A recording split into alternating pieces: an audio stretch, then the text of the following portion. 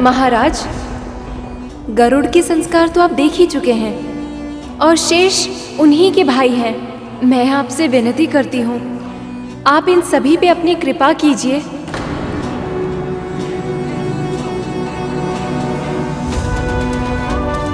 मैं आपकी एक इच्छा पहले ही पूर्ण कर चुका हूं देवी। हम सब ने गरुड़ को सुना है, परंतु हमारी व्यक्तिगत भावनाएं न्याय के मार्ग में अवरोध नहीं उत्पन्न कर सकती।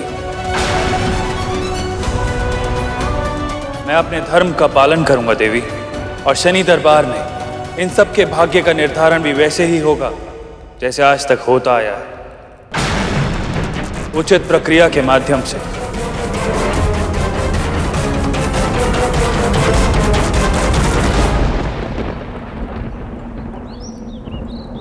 मुझे कुछ क्यों नहीं दिख रहा है? मेरे पुत्र क्यों नहीं दिखाई दे रहे मुझे? मौन क्यों है तू? क्या दिखा तुझे? और तो कुछ नहीं दिखा, पर इतना आभास अवश्य हुआ कि हमारे पुत्रों को अब कोई कठिन परीक्षा देनी होगी। यदि वो उसमें सफल हो गए तो हमारे पास वो निश्चित ही सुरक्षित लौट आएंगे, और यदि सफल नहीं हुई तो हे प्रभु, मेरे पुत्र वापस आ जाए सुरक्षित, बिना आहित हुए।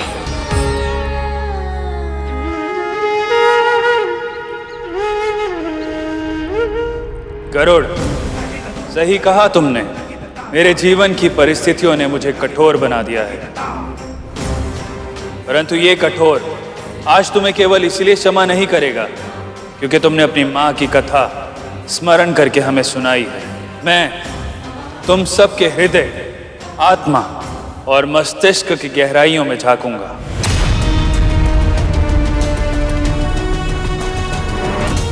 फिर मैं निर्णय लूंगा कि तुम क्षमा के योग्य हो या दंड के, और उसके लिए मैं तुम सब की परीक्षाएं लूंगा। परंतु ध्यान रहे, तुम में से किसी एक भी परीक्षा में उत्तीर्ण हुआ तो तुम सबको शनि की 7.5 का प्रकोप सहना होगा।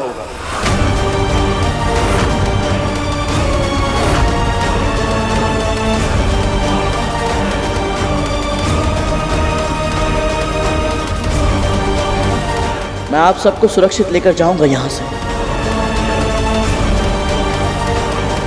विपदा में व्यक्तित्व निखरता है गरुड़, इसलिए सामने कितना भी घनघोर संकट क्यों ना आए, तू सदैव अपने आदर्शों पर अडिग रहना। यदि तू ऐसा कर पाया तो अपने आप संसार के लिए वंदनीय बन जाएगा। देव, मेरी मां कहती है कि परीक्षा से कभी भी भयभीत नहीं होना चाहिए, क्योंकि यदि तुम्हें सही उत्तर पता हो तो आत्मविश्वास बढ़ता है, यदि ना पता हो तो ज्ञान। इसीलिए आप कैसी भी परीक्षा क्यों ना लें, मैं तैयार और उत्सुक भी।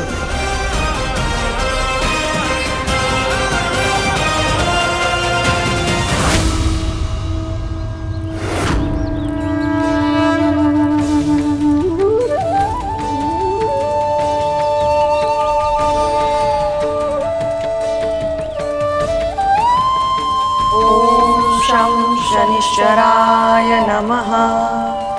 ओम शं शनिश्चराय नमः। ओम शं शनिश्चराय नमः। ओम शं शनिश्चराय नमः।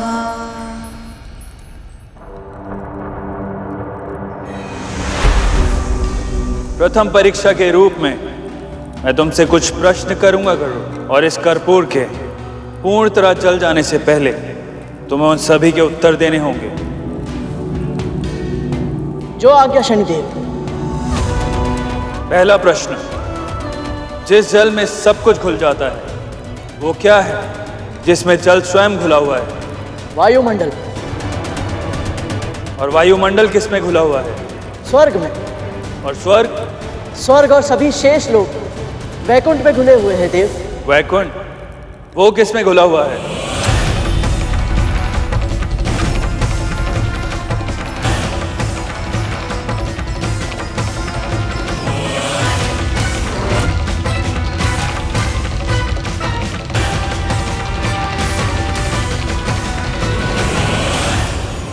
एक समय था जब कुछ भी नहीं था गरुड़, ना प्राणी, ना जीवन, ना जड़, ना चेतन। ये पृथ्वी भी नहीं थी और ये सृष्टि भी नहीं। ईश्वर से पहले कुछ था तो केवल ओम का स्वर। वही परम ब्रह्म है, उसी से संपूर्ण सृष्टि का जन्म हुआ है।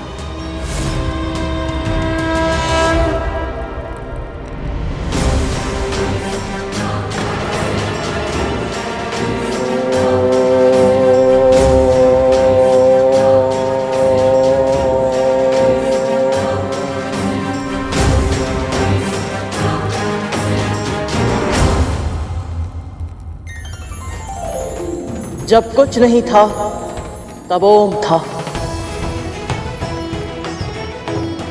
जब कुछ नहीं होगा तब भी ओम ही होगा, क्योंकि ओम ही परम ब्रह्म है।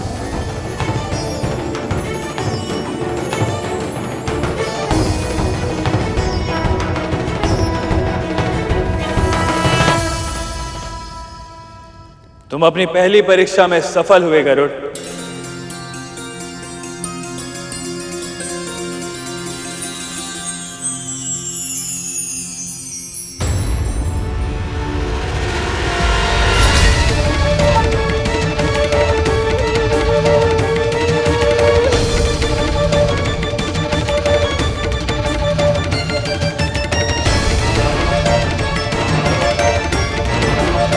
तो शनिदेव हमारी प्रार्थना स्वीकार कर ले और उनका कोई प्रभाव हमारे परिवार पे ना पड़े। प्रभाव ही तो है कालिया। महारानी एक दासी के साथ पूजा कर रही है।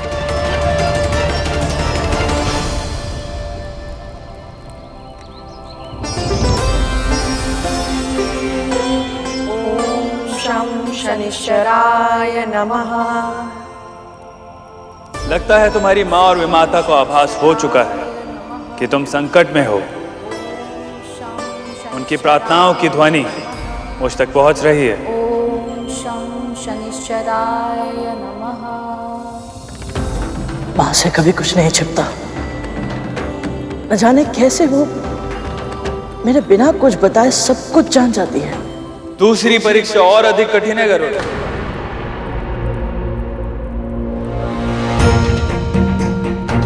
स्वामी इस बालक के साथ इतना कठोर व्यवहार क्यों कर रहे हैं? संन्यास शेष है या गृहस्थ जीवन?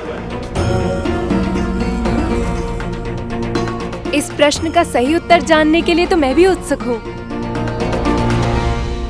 तुम्हें क्या श्रेष्ठ लगता है गरुड़?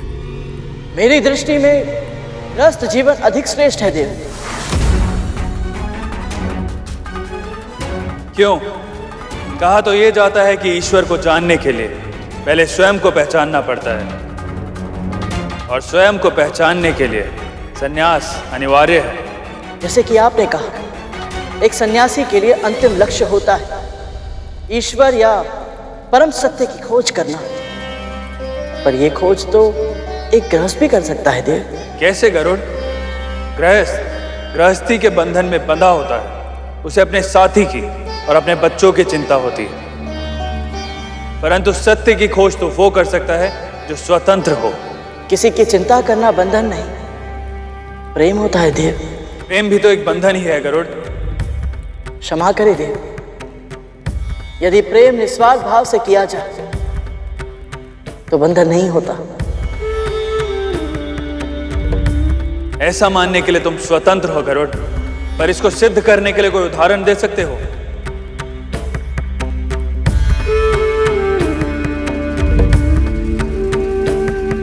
अपने पिता सूर्यदेव का प्रेम देखिए शनिदेव।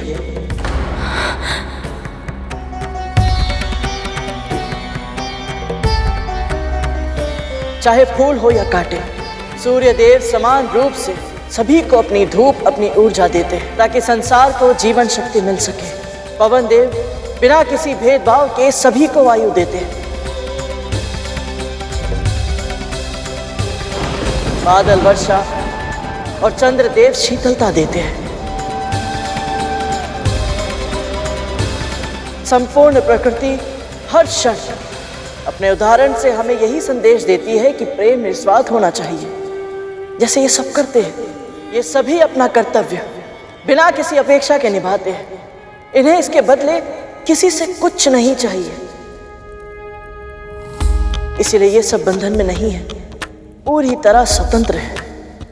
ऐसे ही जब एक गृहस्थ बिना किसी स्वार्थ के बदले में कुछ पाने की आशा के बिना अपने परिवार की चिंता करता है, उनके प्रति अपना कर्तव्य निभाता है, तो वो बंधन में नहीं रहता प्रभु।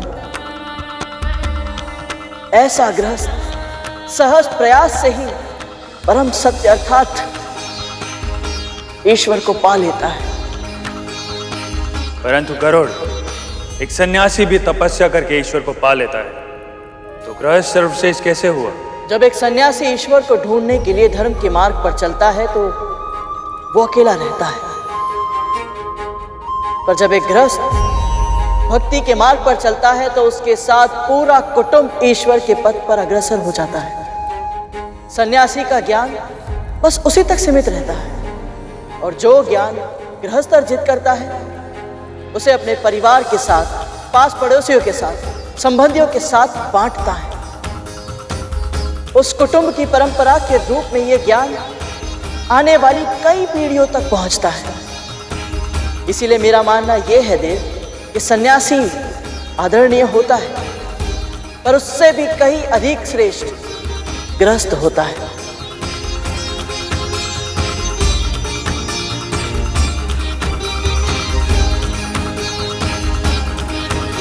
और अगली परीक्षा से पहले मैं तुम्हें बताना चाहता हूं गरुड़, तुम्हारी बुद्धि और तुम्हारा ज्ञान अद्भुत है।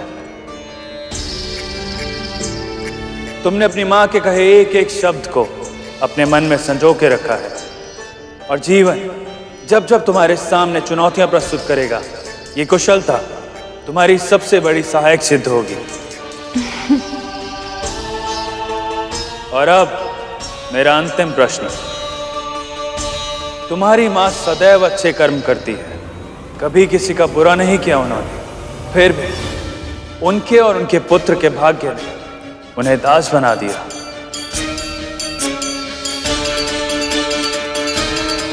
तो बताओ गरुड़, कर्म बड़ा हुआ या भाग्य?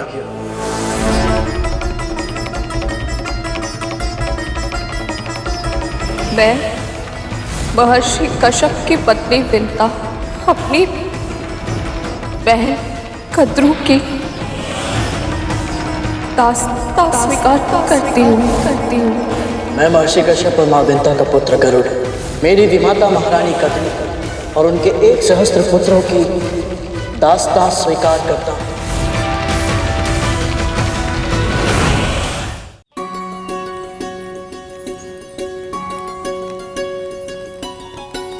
पूजा तो अच्छे से संपन्न हो गई दीदी, अब दान देना आरंभ करें।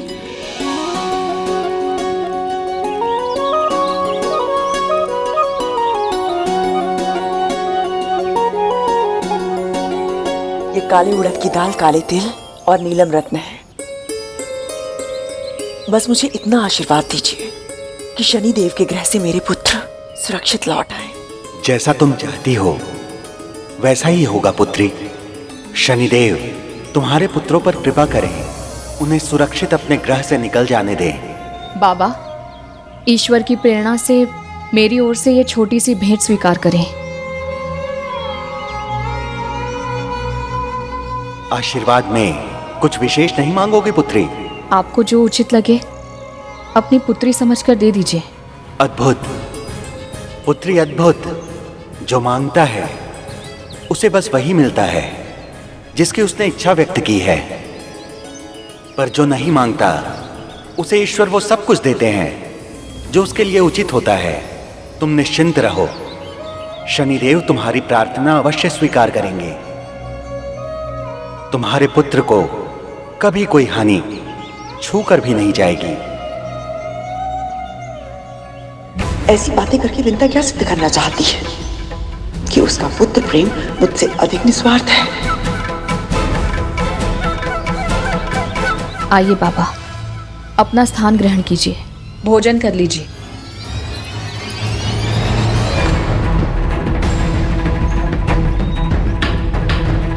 पशु आखिर पशु ही होते हैं, देख रहे हो भैया। इतने प्रेम से खिलाने का प्रयत्न कर रहा हूं, फिर भी नहीं खा रहा। अरे खा रे।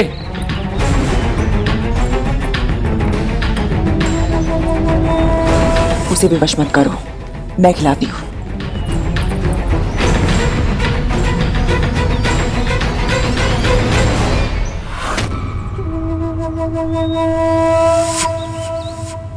भोजन सामने है, पर पशु होकर भी ये खाने में कोई रुचि क्यों नहीं दिखा रहा है? यदि इसने भोजन ग्रहण नहीं किया तो इसका अर्थ होगा कि शनिदेव मेरी पूजा से प्रसन्न नहीं है। और यदि ऐसा हुआ तो मेरे पुत्र।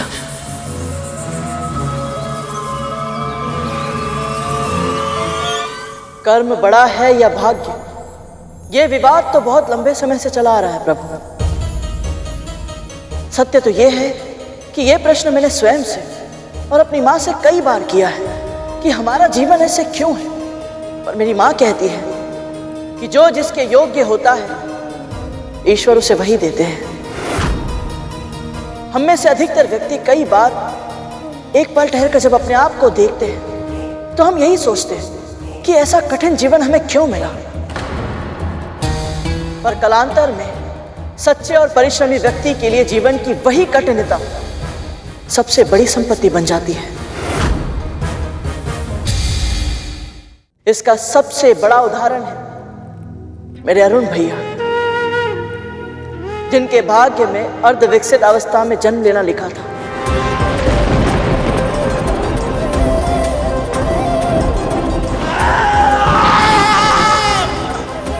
पर उनकी तपस्या से उन्होंने जो कर्म किया उसके कारण वो आज सूर्य देव के सारथी बन गए।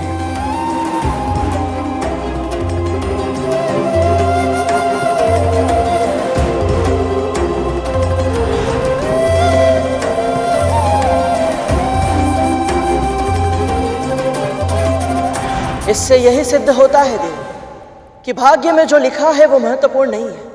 अधिक महत्वपूर्ण है भाग्य के प्रति हमारा दृष्टिकोण। मेरी माँ के भाग्य में दासी बनना लिखा था, पर उनके सोच विचार के ढंग ने उन्हें साध्वी बना दिया।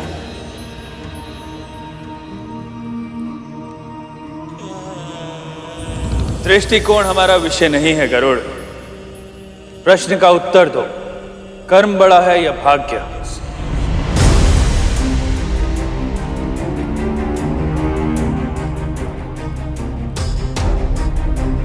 हम अपने भाग्य से नहीं भाग सकते देव, पर हमारे कर्म वो शस्त्र हैं जिनके माध्यम से हम अपने भाग्य को संचालित कर सकते हैं।